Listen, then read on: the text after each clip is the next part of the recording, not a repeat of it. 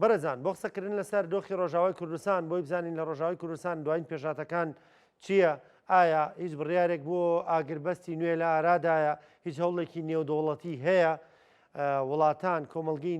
نێودەوڵەتی هیچ لایەکیان بەدەنگ هاتوون یان چاوەڕێیانە کچان و کوڕان شەڕوانەکانمان لەوێ شەهید بن، قەتڵ و عام دروست بێت، جینۆساید بکرێ میلەتەکەمان ئەنجە بەدەنگ بێن یاخود هەر بەدەنگیژنێن.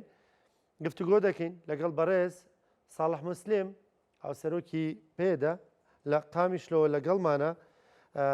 بێگومان ساڵح موسلیم سەرکردەیەکی دیاری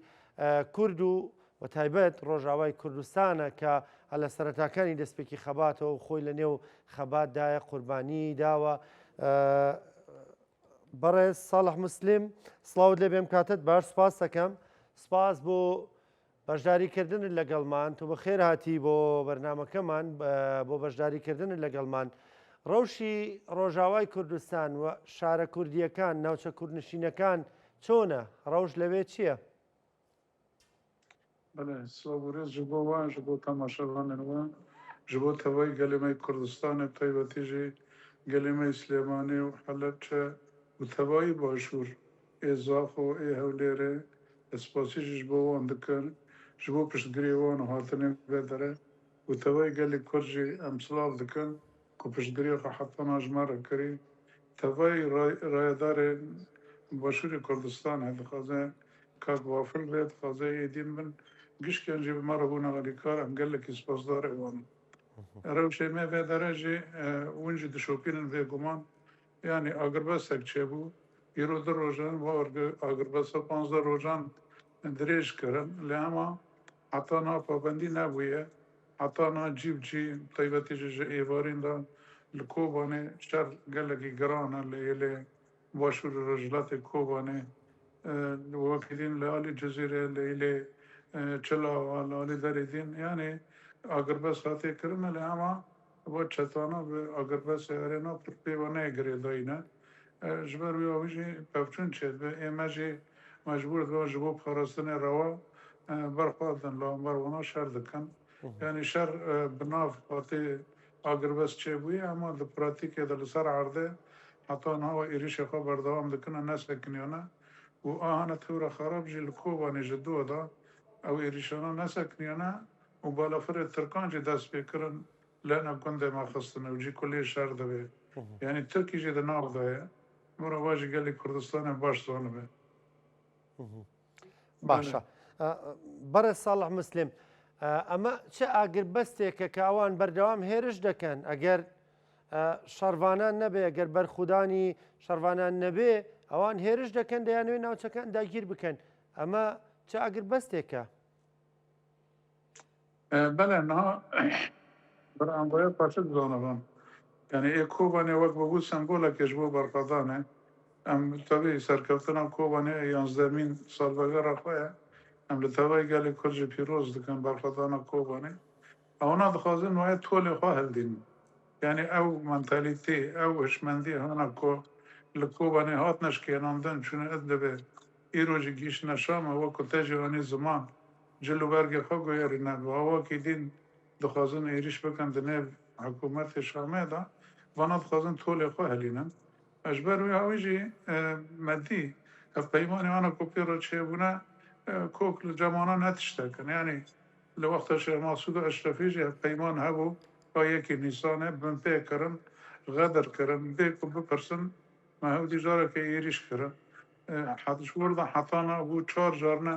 agirbes çêdibe li ti caran pê pabendî nebûne êrişê xwe tim berdewam dikine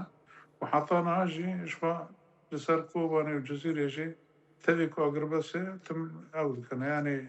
tim wê agirbesê dişkênîne. باشە. بە بڕوای ئێوە ئاگربەس درێژتر دەکرێتەوە دەگا بە ڕێککەوتن یان نا بە شەڕ کۆتایی پێدێ و ئەوان لێ ناگەڕێن هێرش دەکەن. tiştana jî gişkî yani pêş çavê alemê gişkî ji ber wa tiştê hene ku îro dibin bêguman hêzên navnetewî ê koalîsyonên navnetewî wê dîn gişkî dişopîne lê gişkî jî tiştekî nakine di pratîkê de heta nav يعني خبر وانا وكو ونزل نشمندي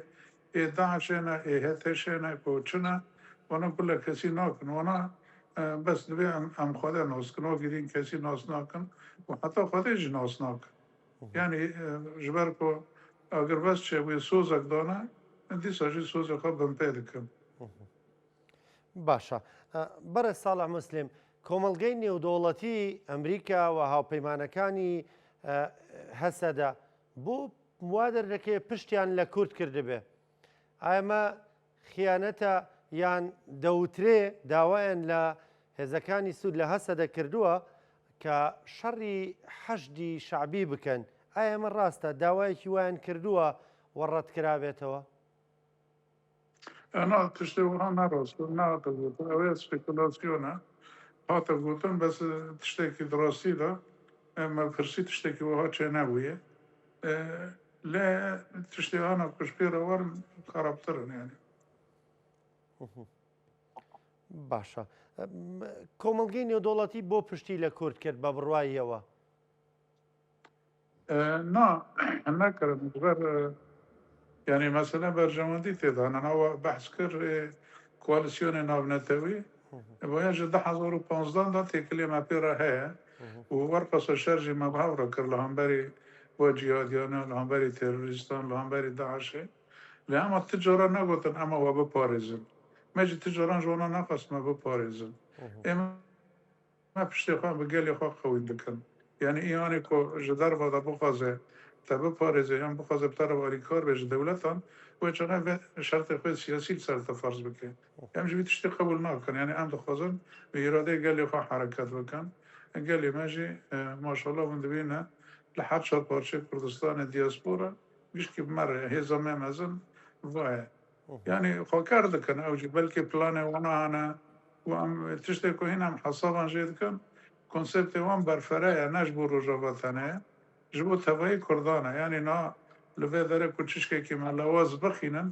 واجه احتمال هيكل باشور جي تنقوي تشيو كان جاجبر وياوي استخمين دكم كردي ما قشكي لازمات سر بيوم بن زانا من كتاليكال سر كردان قشكي هلا ینی نەبەس بۆ ڕۆژاوای کوردستانە بۆ هەمی کوردانە لە هەر جەیەکی بن بله بله راسته وشکا بناجی جه رودا با دستی کرن خواستن کناکوکی ده مو عربان در چه بکن یعنی شرکی کردان عربان چه بکن که شرکی بیداوی به یعنی حتی هیو اما عربان هفته شرجه کن ایماجی ما نقطه دی جبروی اوی ما پاکشان ده حریم کردان کاسی کام کنه بن هم حریم خواب پاریزن جبو که شری ما عربان جی در نکبه ایجا اما پلان وان برفره پلانیێوان چییە لەوە زیاتر دەڵێ پلانیێوان بەرفرێ فراوانە دەیانەوێت بیکەن بە شەڕی کورد و عەرەب دخوازن ها بکن راست انا دخوازن ها بکن که هم عرب جی لواز ببن هم کرد جی نمینن دخوازن کردان نمینن جبر کرد نگورید پیوانه که او دخوازن ها جبر وی دخوازن کردان تر نبکن یان جی لواز بکن کرد تسلیم ببن یان وی کرد تسلیم ببنه یان جی بیت نببنه وی اوی دخوازن شر بکن باشە بەڕێز مسلم کورد لە ڕۆژاوای کوردستان چی دەوێ فیدرالی دەوێ لا مرکزی دەوێ تەناوی دەوێ کە خۆی حکمی خۆی بکە یان چی دەوێ و ئەحمەد شەرع بە هیچ ڕازی نییە يا أويا دبي لازم أكبرتنا أنا دبي لازم أم هبل هبونه ما به زمانی ما بگیری دای چند ما بگیری دای پاراستن ما روا بگیری دای یعنی امن کانن وک علویان درجان خوابی پاراستن روا بیلینن بایا یک ایدیان حتی لجمع زنکو چه بونم پرورده هی او هی بایا گیش که امن کان تسلیم وانا کن سوزی ما هنه یعنی سیستمک ما آوا کریه اود خوزه با سیستماش بنده هلوشه و هم تسلیم ببن همش تسلیم نبن اما با تشتیق با پاریزن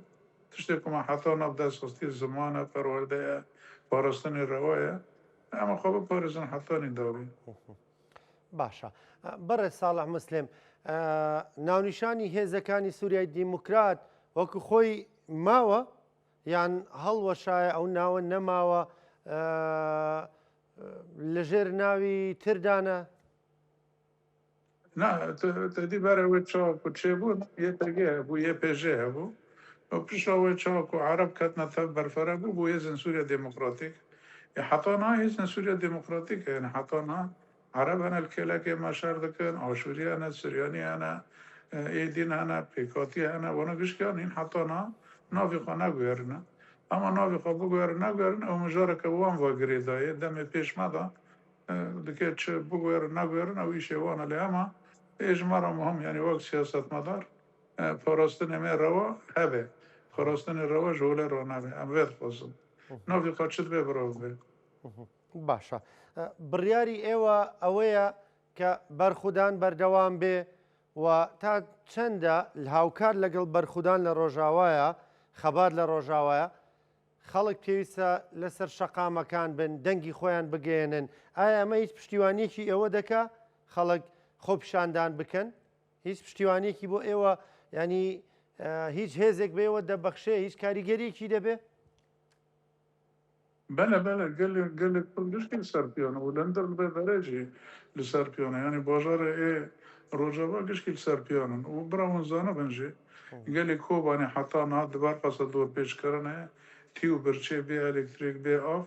اونا دبیجن یعنی راستی دبیجن دبی هم بی الکتریک دبن هم بی آف دبن هم برچی دبن لما تجارن هم بی شرف و هنر کرامت خانابه همش بو کرامت خو شرف خو پاریزن یعنی گوتم وای ایرو تبایی روژاوا گوتم وای دەخوازیە تۆ لە کورد چییە؟ تەواوی کوردان دخوازی من بله تشتێک باز دخوازم حتا نه تشتێک بووی ئەم گەلێکیش بۆ me moraleke mezin dide me manewiyeke mezin dide me kuvaya berdewam bibe yani em jî ji alî berfere bibe ji alî siyasî de diplomasî de hêzê me li Ewropa ê navnetewî ku ew jî kanibin bixwe jî hem çalakiyan bikin û hem jî dengî me bi sazê navnetewî gînin ji ber gelekî daxteke siyasî li ser wan gerek e texmîn dikim jî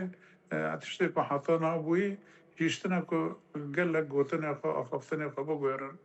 di demê pêş me de hîn zêde bibe ve hîn ew ê xwe gelekî encamê xwe pozîtîv bine باشە بەڕێز ساڵح مسلم دوا پرسیارم دەکەم ئایا ئەوەی لە ڕۆژاوای کوردستان هەیە کاریگەری لەسەر پرسە ئاشتی هەیە لە باکوور نالمێ دەرێ ئەمنا بقدر دەرد کەتن مایە باکوور ئەوێ جودایە ئەونا لە باکوور ڕەب دەکەن ینی کاریگەری نییە لەسەر پرسی ئاشتی لە باکوور و پرسەکە قۆناغەکانی خۆی بەردەوامە کاریگەری نابێت بله بەردەوامە ئیجۆ چاوی بەردەوام بوو ئەمژین لە ئەمە گەلی باکوورژی گشتی لەسەر پیانە وەک بەلکێ اونجا دشوکن لە ئامادە لەوانە لە باژارێ کوردستانە گشتی و حتا لە باژارێ ترکێژی گەلێ کورد لە حەر دەرێت سەر پیانە باشە بەڕێز ساڵح مسلم هەرچەند وتم داپرسارەتنە بەڵام کە تورکیا لە سووریا ئەوها بکە ینی دژ بە کورد لە ڕۆژاوای کوردستان چ معنایە بۆ پرسی ئاشتی دەمێنێ لە باکوور بەێ یعنی ئەم نتوانش بەر ئەم دنێرین ئێمادا دیسا ئەو پێواژوێ ئاشتی لێ دەرێ توشبوونێ ترکێژ تشکێکی بشکێ یعنی vêj بۆ مەجی باش بێ ji bo gelê Kurd baş be yani we pûmzanin ji dîrokê de ji salê